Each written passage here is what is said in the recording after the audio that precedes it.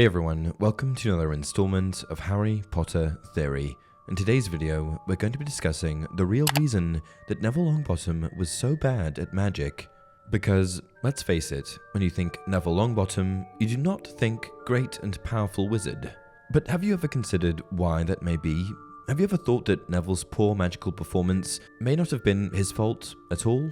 Okay, so what exactly are we talking about here? Well, as some of you Harry Potter superfans out there may know, there's a popular theory that suggests the real reason Neville was bad at magic was because of his wand. Yes, that's right, nothing to do with Neville's skill or ability to learn, but his wand. You might be wondering how this could be possible. After all, as Diagon Alley's famous wandmaker, Ollivander, explains, the wand chooses the wizard. That much has always been clear to those of us who have studied wandlore. Ah yes, the wand chooses the wizard, not the other way around. Which brings us to an important point. Like most magical things in the wizarding world, a wand isn't any old object devoid of, for lack of a better word, life. In fact, they're quasi-sentient. Unlike Muggle school supplies, it's not just something that a witch or wizard could quickly pick up from a shop on their way home one day. In fact, according to wandlore, each wand is thought to have its own personality of sorts. That is to say, just like people, no two wands are alike. And even if multiple wands are made of the same materials, they will be fundamentally impacted by whoever they choose as their master. Sure, how they perform can be best predicted by wood type, core material, and owner. But sometimes, even then, a wand could surprise you.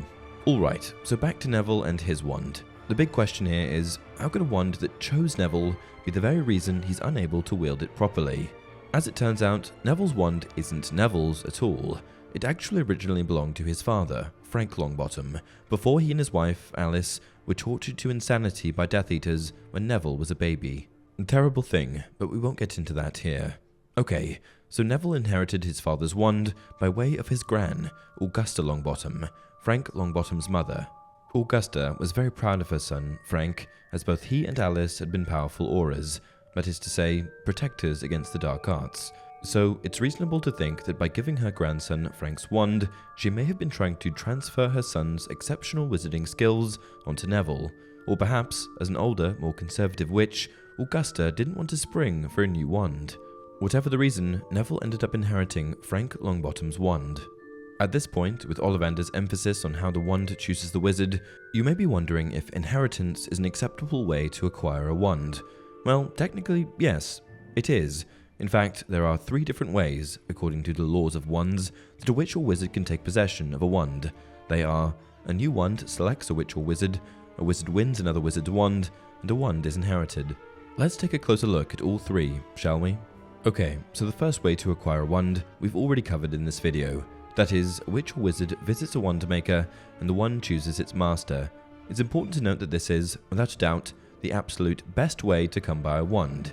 It's believed by those who study wandlore that when a wand chooses a witch or wizard, that witch or wizard will have the best mastery over their wand and the magical power they wield. However, a wizard should technically be able to channel his magic through any wand, which brings us to the following 2 ways to become the new owner of a wand. The second method is to win it. This can happen in any number of ways, from disarming another witch or wizard to winning a duel. The allegiance of the wand will be affected by how serious the confrontation between wizards is. For example, a practice duel as part of a lesson at Hogwarts would not affect a wand's loyalty to its owner. What's more, taking possession of a wand in this manner is not nearly as effective as having a wand choose its master, because wands tend to remain quite sentimental and almost always maintain some form of allegiance to their original owner. Which brings us to the third and final way in which a wand and wizard can end up together: inheritance. This is, of course, how Neville came to possess his first wand. While this method of acquiring a wand can work, as we've discussed in great detail, it's not nearly as effective as having a wand choose a wizard, and while familial ties may help with the wand's allegiance, inheriting a wand is thought to be only slightly better than picking up a random wand off the street. So yeah, it's not ideal.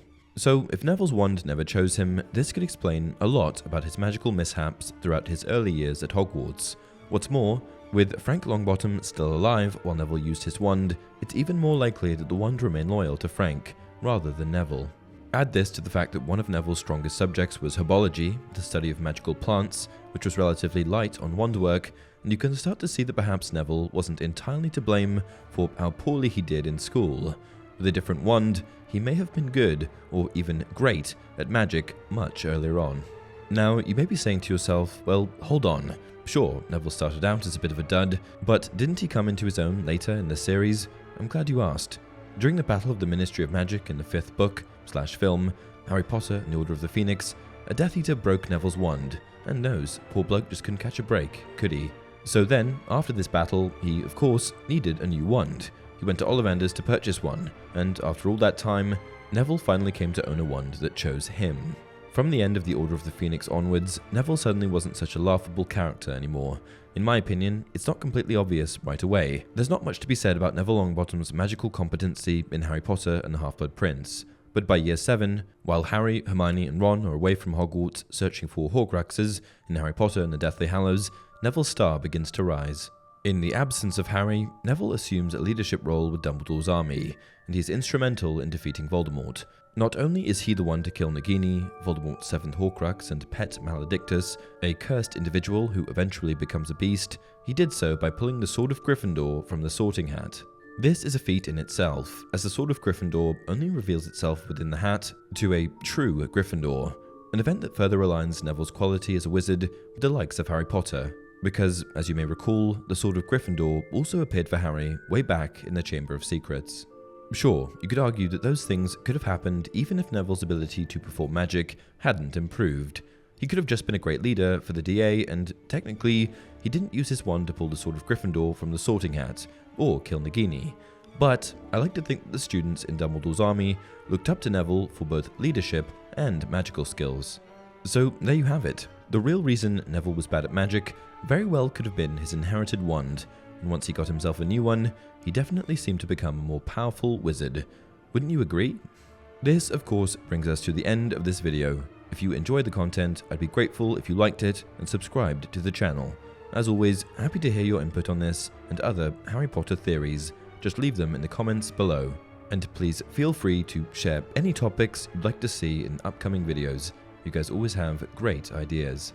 Want to know more about our dear boy, Neville? For more videos like this one, be sure to check out Quirrell Tried to Kill Neville in the Philosopher's Stone and Neville's Remembrall, What Did He Forget? Until next time, remember, I'm worth 12 of you, Malfoy.